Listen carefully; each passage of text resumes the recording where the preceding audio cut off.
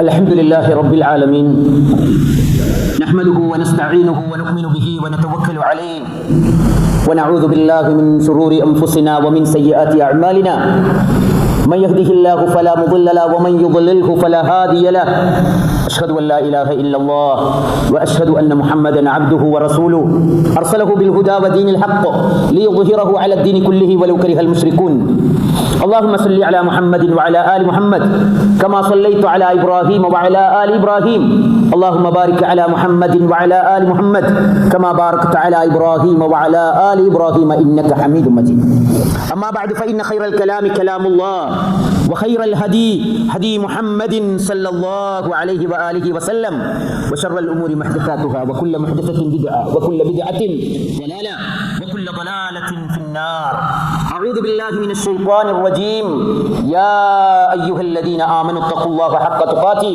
ولا تموتن إلا وأنتم مسلمون رب اشرح لي صدري ويسر لي أمري واحلل عقدة من لساني يفقهوا قولي ബഹുമാന്യരായ സത്യവിശ്വാസികളെ, അള്ളാഹുവിൻ്റെ വിധിവിലക്കുകൾ അറിഞ്ഞും അംഗീകരിച്ചും അനുധാവനം ചെയ്തും മുസ്ലിമായി മുഅ്മിനായി മുത്തഖിയായി ജീവിച്ചു മരിക്കാൻ നിരന്തരം പഠിക്കണം, പരിശ്രമിക്കണം, പ്രാർത്ഥിക്കണം എന്നെന്നെയും നിങ്ങളെയും ആമുഖമായി ഉപദേശിക്കുകയാണ്.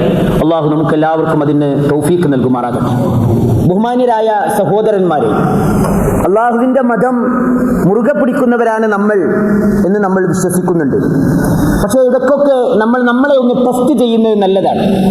അള്ളാഹുവിൻ്റെ ദീൻ എൻ്റെ കൂടെയുണ്ട് എന്ന് പറഞ്ഞാൽ അതിൻ്റെ അർത്ഥം എന്താണ്? ദീനിലുള്ള എല്ലാ കാര്യങ്ങളും പൂർണ്ണമായി ചെയ്യുന്ന ഒരാളായി മാറുക എന്നതിനർത്ഥമല്ല, അങ്ങനെ സാധിക്കുകയുമില്ല. അള്ളാഹു പറഞ്ഞത്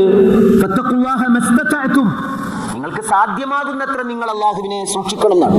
എന്നാൽ ഒരു മുഅ്മിൻ എന്ന നിലക്ക് അള്ളാഹുവിൻ്റെ ദീൻ ഞാൻ ഫോളോ ചെയ്യുന്നുണ്ട്, ഞാൻ അത് ഉറച്ചു വിശ്വസിക്കുന്നുണ്ട്, അതെൻ്റെ കൂടെയുണ്ട് എന്ന് നമുക്ക് തന്നെ ഫീൽ ചെയ്യണമെങ്കിൽ ഏറ്റവും മിനിമം ആ മതത്തിൻ്റെ ഓരോ കാര്യങ്ങളും അതാത് സന്ദർഭങ്ങളിൽ വരുന്ന വിഷയങ്ങളെ കുറിച്ച് ഒരു അറിവ് നമ്മുടെ മനസ്സിലുണ്ടാകണം. അറിവുണ്ടാവണം പ്രാഥമികമായിട്ട്. കാരണം ഇസ്ലാമിലെ എല്ലാ കാര്യങ്ങളും, പ്രത്യേകിച്ച് കർമ്മ മേഖലകൾ, ഇസ്ലാം എന്ന് പറഞ്ഞാൽ അൽ ഇസ്ലാം ഈമാൻ വശരീഅ അല്ലേ വൽ അഖ്ലാഖ്, ഇതെല്ലാം കൂടിയതാണ് ഇസ്ലാം. ഈമാൻ ഉണ്ട്, പക്ഷെ അതോടൊപ്പം അമലുണ്ട്, ശരീഅത്തുണ്ട്, അതോടൊപ്പം അതിൽ അഖ്ലാഖുണ്ട്. അപ്പൊ ശരീഅത്ത് പലപ്പോഴും എന്താണ്? സമയബന്ധിതമാണ്, കാലങ്ങൾ ബന്ധിതമാണ്. അതേപോലെ തന്നെ ജീവിതത്തിന്റെ ചില അവസരങ്ങൾ സംബന്ധമായിട്ടുള്ളതാണ്. ഇപ്പൊ ജനനം, മരണം, വിവാഹം, സാമ്പത്തിക ഇടപാടുകൾ, ഇങ്ങനെയുള്ള അനന്തരം ഓതി വെക്കുന്ന സമയം, ആ സമയത്ത് ഇത് പരിഗണിച്ചിരിക്കണം. അപ്പോൾ നമ്മുടെ ജീവിതത്തിലൂടെ കടന്നു പോകുന്ന ഓരോന്നും അതാത് സന്ദർഭങ്ങളിൽ അള്ളാഹുവിന്റെ ദീനിൽ എന്തൊക്കെയുണ്ട്, എന്താണ്, ഇപ്പോൾ നമ്മൾ എവിടെയാണ് എന്നൊക്കെ അറിയുക എന്നത് അതിന്റെ ഒരു പ്രാഥമികമായ ഒരു ഘട്ടമാണ്. ഇപ്പോൾ നമുക്കറിയാം, ഓരോ കാലങ്ങളിലും അതിൻ്റെതായ ചില കാര്യങ്ങളെ അള്ളാഹു സമയബന്ധിതമാക്കി വെച്ചിട്ടുണ്ട്. ആ സമയങ്ങളിൽ ഒരു മുസ്ലിമിനെ സംബന്ധിച്ചിടത്തോളം ഞാനിപ്പോൾ ഇവിടെയാണുള്ളത്, ഇവിടെ ഇന്ന സമയത്ത് ഇങ്ങനെയൊക്കെ ഉണ്ട്, അതിൻ്റെ വിവരങ്ങൾ ഇങ്ങനെയാണ് എന്ന് നമുക്കറിയണം. അതറിഞ്ഞു കഴിഞ്ഞാൽ മാത്രമേ ഒരു മതത്തോടുള്ള നമ്മളുടെ കൂറ് പ്രകടിപ്പിക്കാൻ കഴിയുള്ളൂ. ഒരു മതത്തോട് നമ്മുടെ കൂറ് പ്രകടിപ്പിക്കാൻ 3 ഘട്ടങ്ങളാണ് ഒരു മനുഷ്യന്റെ ജീവിതത്തിലുള്ളത്. ഒന്ന്, റെസ്പെക്ട്.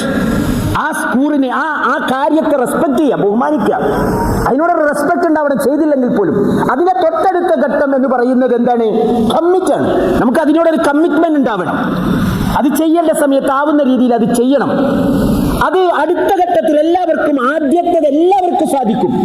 അതിൽ വീഴ്ച വരുത്തുന്നത് വൻ പാപമാണ്. അതാണ് അതിന്റെ ഓപ്പോസിറ്റ്. മതത്തിന്റെ കാര്യങ്ങളെ അവഗണിക്കുകയല്ല, അതിനെ അവമതിക്കുക, അത് വല്ലാത്തൊരു ദുരന്തമാണ്. എന്നാൽ അതുണ്ടായ ഒരാൾക്ക്, സത്യറാമുണ്ടായ ഒരാൾക്ക് അതിനെ എല്ലാ സമയവും പൂർണ്ണമായി പ്രാവർത്തികമാക്കാൻ സാധിച്ചോളണമെന്നില്ല. അതിനോട് കമ്മിറ്റഡ് ആവുക ചിലപ്പോൾ പല ആളുകൾക്കും കഴിയും, ചില ആളുകൾ അതിന് സാധിക്കും. അതിൽ പിന്നെ 3ാമത്തെ ഘട്ടമാണ് അച്ചീവ്. അത് നേടുക, അല്ലാഹു ഉദ്ദേശിച്ചതുപോലെ അത് നേടുക, അത് പ്രവർത്തിച്ചു, അതിന്റെ എല്ലാ ഘടകങ്ങളും പൂർത്തിയാക്കി അള്ളാഹുവിന്റെ അടുക്കൽ അത് കബൂലായി. ആ ഒരു ഘട്ടത്തിൽ എത്തുക എന്നത് 3ാമത്തെ ഘട്ടമാണ്. അതിന്റെയും കുറച്ച് ഒരു പിരമിഡ് പോലെയാണ്. ആദ്യത്തേത് എല്ലാവരെയും ഉൾക്കൊള്ളും, അതിന്റെ തൊട്ടടുത്തത് കുറച്ചുകൂടി ആളുകൾ ഉണ്ടാവും. പക്ഷേ പൊതുസമൂഹത്തിൽ നിന്ന് 3ാമത്തെ ഘട്ടത്തിൽ എത്തുന്ന ആളുകൾ വളരെയേറെ ശ്രദ്ധിച്ചു പോയ ആളുകൾക്ക് മാത്രമേ ആവുകയുള്ളൂ. നമ്മൾ അങ്ങനെ ആവണമെന്നാണ് നമ്മൾ വിചാരിക്കേണ്ടത്. ഉദാഹരണത്തിന് ഇപ്പോ നമ്മൾ എവിടെയാണുള്ളത്? ഇസ്ലാമിനെ സംബന്ധിച്ചിടത്തോളം വളരെ പ്രധാനപ്പെട്ട ഒരു സമയത്തിലേക്കാണ് നമ്മൾ കടക്കാൻ പോകുന്നത്. അൽ ഹജ്ജു അശ്ഹുറും മഅലൂമാത്ത്, അൽ ഹജ്ജു അയ്യാമുൻ മഅദൂദാത്ത്. അല്ലാഹുവിന്റെ പ്രവാചകൻ അല്ലാഹു സുബ്ഹാനഹു വ തആല പറയുന്നുണ്ട്, ഹജ്ജ് എണ്ണപ്പെട്ട ദിവസങ്ങളാണ്. ആ ദിവസങ്ങൾ എവിടെയാണുള്ളത്? അല്ലേ? അല്ലാഹു സുബ്ഹാനഹു വ തആല പറയുന്നു, വൽ അശ്രി വലയാലിൻ അശ്ർ വൽ ഫജ്രി വലയാലിൻ അശ്ർ. നമുക്കൊക്കെ അറിയാം എന്താണത്. അല്ലാഹു സത്യം ചെയ്യുകയാണ്, പ്രഭാതമാണ് സത്യം. ലയാലിൻ അശ്ർ, 10 രാത്രികളാണ് സത്യം. അല്ലാഹു ഒരു കാര്യം പ്രപഞ്ചത്തിലെ ഏറ്റവും യാഥാർത്ഥ്യമായ ചില വസ്തുക്കൾ ഉപയോഗിച്ചുകൊണ്ടല്ലാതെ അല്ലാഹു സത്യം ചെയ്യുകയില്ല. അതിനല്ല തെരഞ്ഞെടുത്ത 10 രാത്രികൾ ഏതാണത്? ഇബ്നു അബ്ബാസ് റളിയല്ലാഹു അൻഹുമ പറയുന്നു, അൽ അയ്യാമുൽ മഅലൂമാത്ത് അയ്യാമുൽ അശ്ർ. അതേതാണ്? അത് ദുൽഹിജ്ജ മാസത്തിലെ ആദ്യത്തെ 10 ദിവസങ്ങളാണ് എന്നതാണ്. അല്ലാഹു പറയുന്നുണ്ട്, ലിയശ്ഹദു മനാഫിഅ ലഹും വയദ്കുറു ഇസ്മല്ലാഹി ഫി അയ്യാമിൻ മഅലൂമാത്ത്.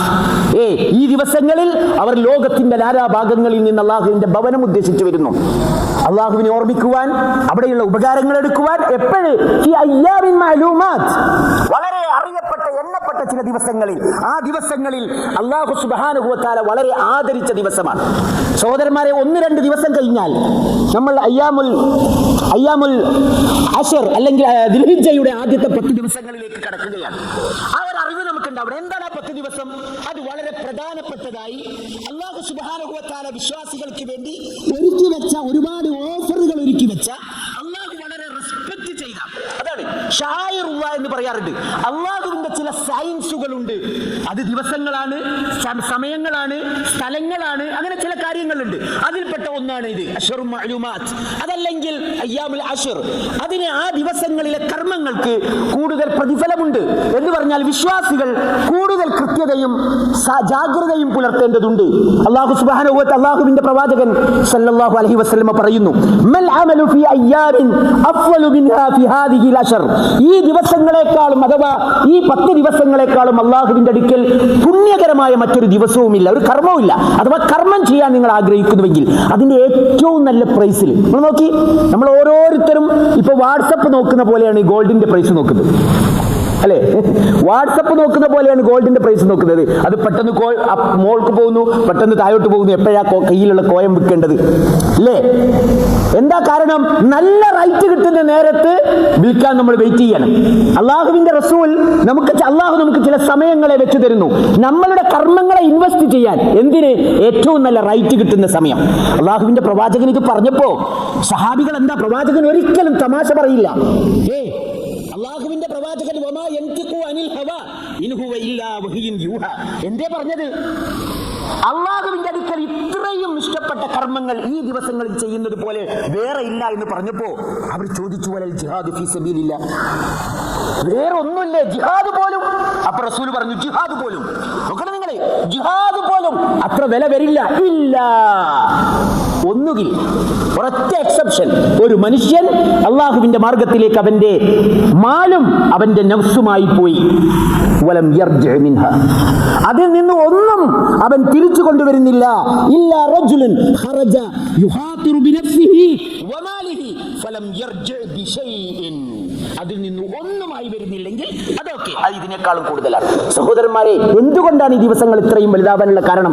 അതിൽ എന്തെല്ലാമാണ് ഒളിഞ്ഞിരിക്കുന്നത്, അല്ലെങ്കിൽ ഉൾക്കൊണ്ടിരിക്കുന്ന ഈ 10 ദിവസം? ആ 10 ദിവസത്തിലാണ്, ഈ 10 ദിവസത്തിലാണ് ലോകത്തിലെ ഏറ്റവും കൂടുതൽ മനുഷ്യരെ നരകത്തിൽ നിന്ന് അള്ളാഹു റിലീസ് ചെയ്യുന്ന അറഫ ദിവസത്തെ അള്ളാഹു വെച്ചിരിക്കുന്നത്. യൗമു അറഫ. അള്ളാഹുവിന്റെ പ്രവാചകൻ പറയുന്നുണ്ട്, മാമിൻ യൗമിൻ അക്തറ മിൻ അൻ യുഅ്തിഖ അല്ലാഹു ഫീഹി അബ്ദൻ മിനൻ നാർ മിൻ യൗമി അറഫ. അറഫ ദിവസത്തോലെ നരകത്തിൽ നിന്ന് അള്ളാഹു ആളുകളെ മോചിപ്പിക്കുന്ന ഒരു ദിവസമില്ല. അന്ന് അവിടെ കൂടിയ മനുഷ്യരൊക്കെയും ആ ഒരൊറ്റ വേഷത്തിൽ നിന്ന് മുകളിൽ ആകാശത്തെ മേൽക്കൂരയാക്കി കൈകൾ ഉയർത്തി അള്ളാഹുവിനോട് പ്രാർത്ഥിക്കുന്ന ഒരു ദിവസമുണ്ട്. പൊടിപടലങ്ങൾ പടർന്ന ആ ദിവസം അള്ളാഹ് ചോദിക്കും മലക്കുകളോട്, അള്ളാഹുവിനെ അറിഞ്ഞുകൊണ്ട്, ഇവരൊക്കെ ആരാ? വൈന്നഹു ലയദ്നു സുമ്മ യുബാഹി ബിഹിൽ മലായിക ഫയഖൂലു മാ അറാദ ഹൗല.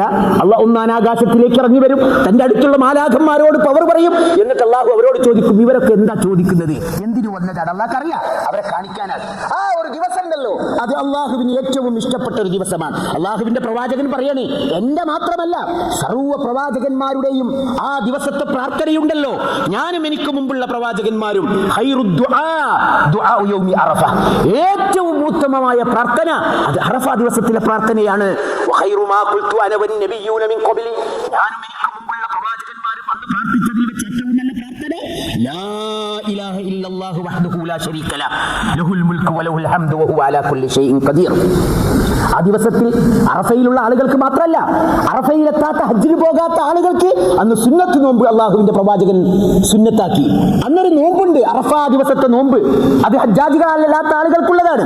അവരെ കുറിച്ച് അള്ളാഹുവിന്റെ പ്രവാചകൻ പറഞ്ഞു, അന്നൻ നബിയ്യ സല്ലല്ലാഹു അലൈഹി വസല്ലം ഖാൽ സിയാമു യൗമി അറഫ, യൗമു അറഫയിലെ നോമ്പ് അലല്ലാഹി അഹ്തസിബു അലല്ലാഹി അൻ യുകഫിറ സന മിൻ ഖബ്ലഹു മിൻ അസ്സന അല്ലതി ഖബ്ലഹു വസ്സന അല്ലതി ബഅദഹു.